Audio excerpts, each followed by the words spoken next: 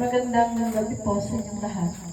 Kami po taga St. Peter, Lieutenant Chapels ay narito upang ipaabot ang aming taus-pusong pakiramay sa mga naiwan ng ating kapatid na si Priscilla. Mag-alay po kami ng panalangin para sa kapayapaan ng kanyang kaluluwa.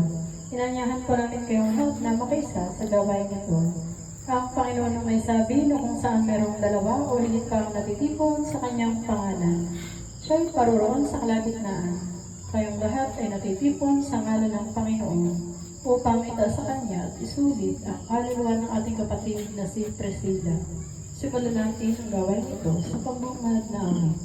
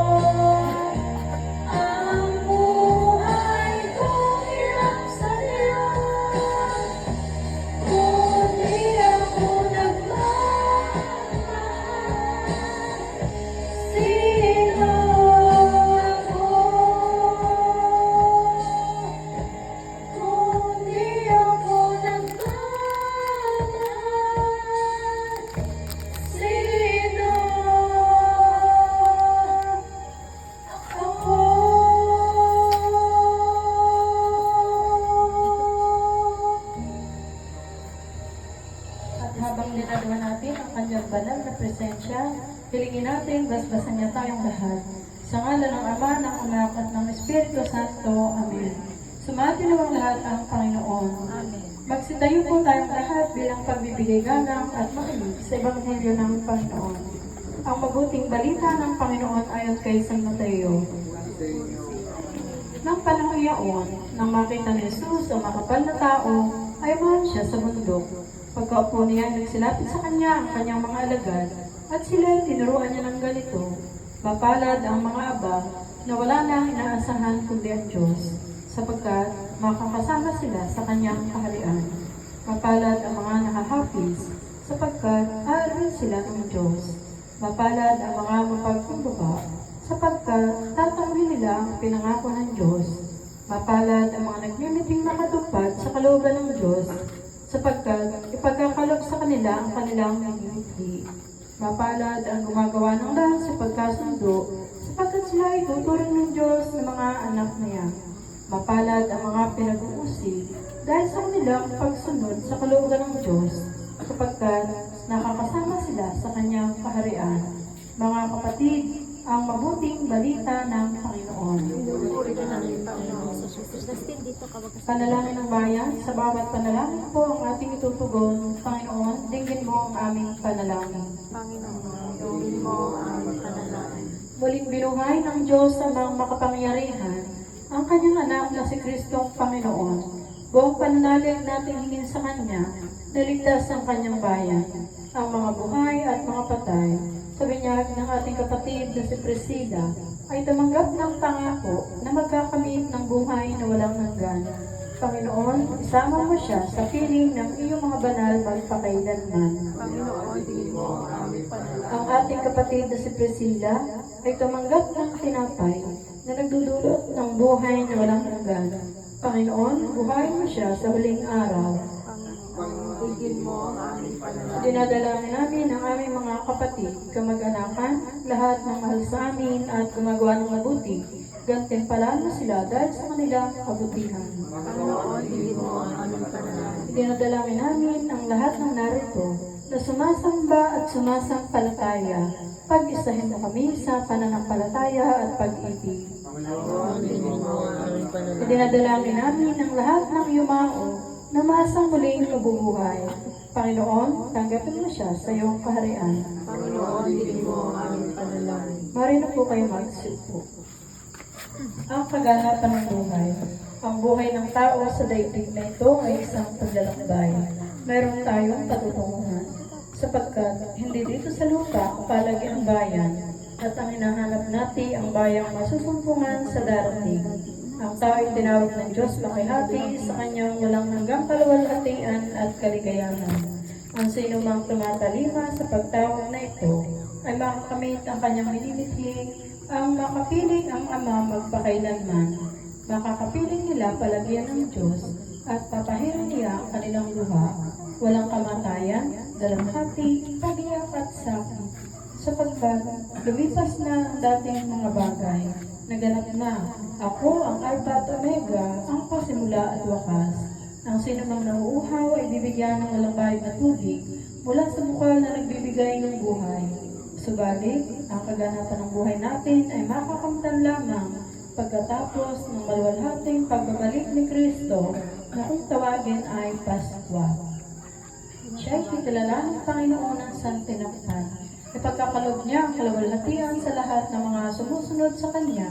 Sila'y muling mabubuhay, magbabagong buhay, magbabaguhan niyo ang buong daigdigan, at gagawin bago ang lahat ng bagay. Si Priscilla ay muling mabubuhay, magbabaguhan niyo at gagawin bago ang lahat. Magalang tayo sa Panginoon. Awitan natin ang dakilang Diyos na kaloob nating lahat, lalo na ng mga naulila.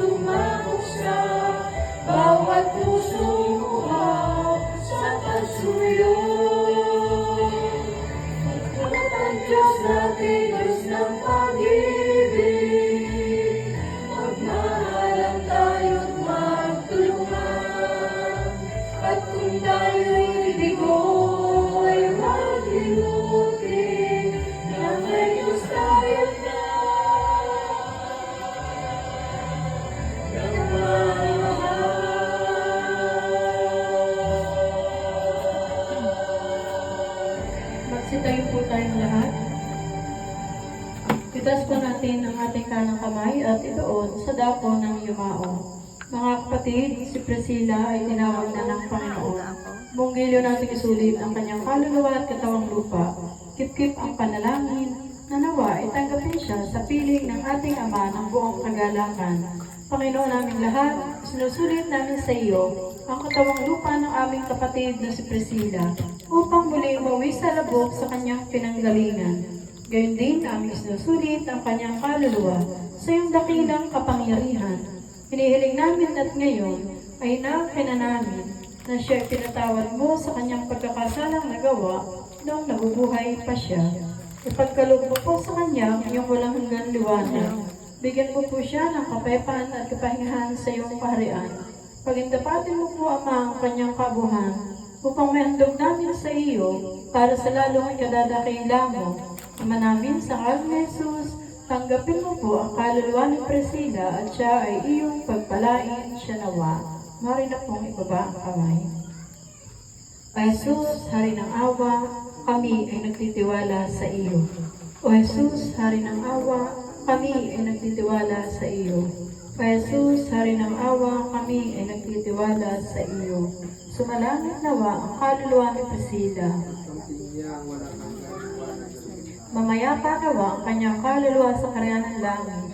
Papurihan natin ang Panginoon. Tayong lahat ay naniniwala at nagtitiwala na tinanggap ng ating masalangit ang ating sinulit na kaluluwa ni Priscilla. Pasalamatan natin ang Panginoon.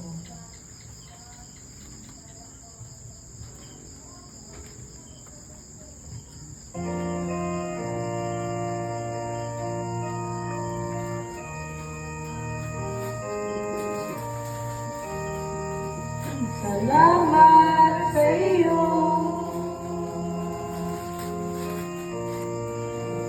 aking Panginoon Jesus. Ako'y ibig mo, bilang iglubos, ang tanging alay ko sa'yo, aking Ama, ay buong buhay ko, puso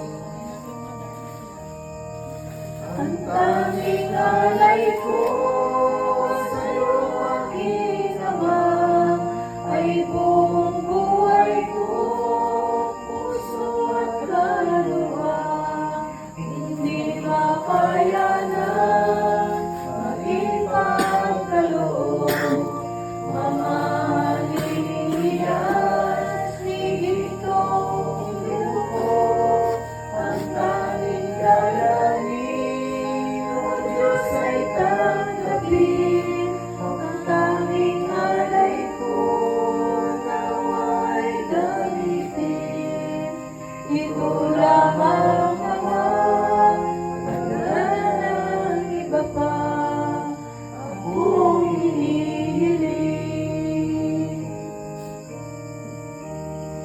Marito po kayo magsuko. Pangwakas na panalangin, manalangin tayo. O Ama ng puspos ng awa, Diyos ng kaliwan, sa iyong walang hanggang pag-ibig at awa, ang dilim ng kamatayan ay ginawa mong bukang liwayway ng bagong buhay. Ipakita mo ang iyong awa sa mag-anak na ito sa kanilang kalimbayan. Ikaw sana ang maging tagapagligtas nila na magdudulot sa kanila ng lakas ng loob. Sa kalungkutan at pangungulila, ipadama mo naririto ka sa piling nila upang alawin sila. Ang kamatayan ay nilupig ng anak mong Kristo ang Panginoon nung siya ay mamatay dahil sa atin at binalik sa ating buhay sa kanyang muling pagkabuhay. Ipagkaloob mo matanggap mo sila sa iyong kaharian at pagkatapos ng buhay na ito ay makapiling namin muli ang aming kapatid na Yumao na doon ay napapawi ang lahat ng hirap at hapis alang-alang kay Kristong aming Panginoon. Ama namin, sumasalangit ka, sambahin ang ngalan mo, mapasamin ang kaharian mo, sundin ang loob mo dito sa lupa para na sa langit.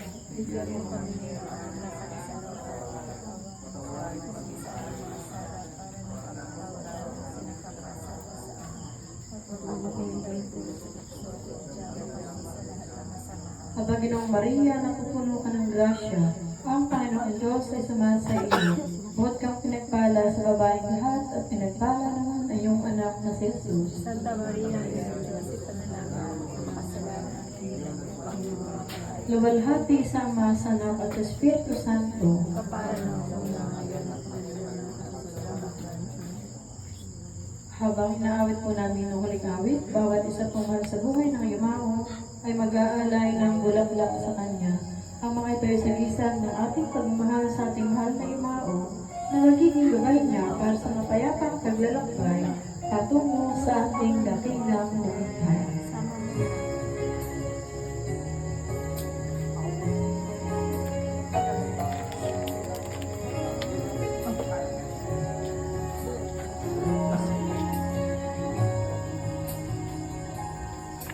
Ang ganda ay mahal kong Diyos, sana mapupuri sa'yo'y tunay na palubos. Nais kong mabuhay sa mundong may ganda, na dinadakila ang pangalan mo't tuwina. Ikaw na ang bahala sa aming Ama,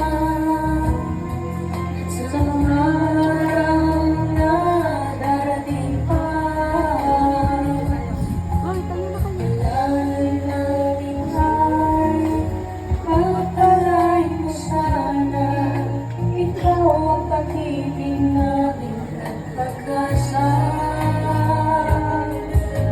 Ikaw na ang bahala sa aming Ama, at sa mga araw na darating pa. Dahil sa'yo lamang hihingi ang awa sa bawat sandali. Ikaw na ang bahala.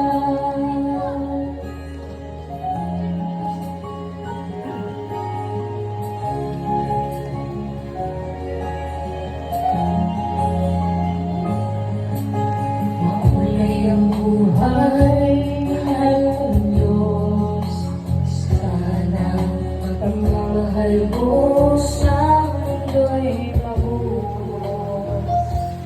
Salamat sa pag-ibig na nasa puso ko. Salamat sa buhay na galing sa'yo. Ikaw na ang mahal sa amin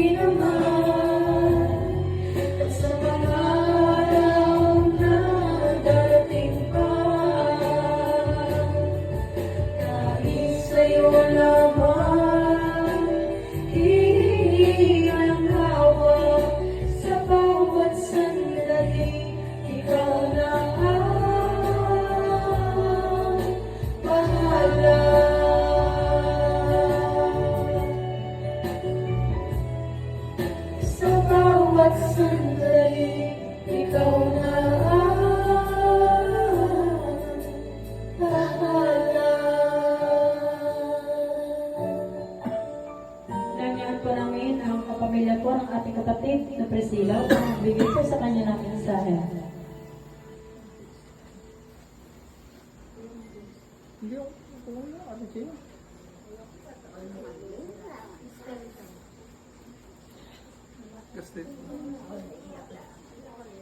Sa mga nagmahal at patuloy na nagmamahal sa ating kapatid na si Priscilla, ang St. Peter Lateran Chapel ay taos-puso kong nakikiramay sa mga naiwan sa pagyaw ng ating kapatid. Pagindapati nawa siya sa silid na inihanda ng Panginoong Jesucristo upang kanyang makamtan ang pangakong kapayapaan at kaliwang magpasawalang hanggan. Iling po namin ito sa inyo sa pangalan ng buktong mga anak na Jesucristo, kasapag pakailanman. Amen. Sa ngalan ng Ama, ng Anak, at ng Espiritu Santo. Amen. Nandiyan po namin kayo panurin ng St. Peter Tribute na inihanda po namin para sa laala ng ating mahal na yumao. Magandang gabi po sa ating lahat.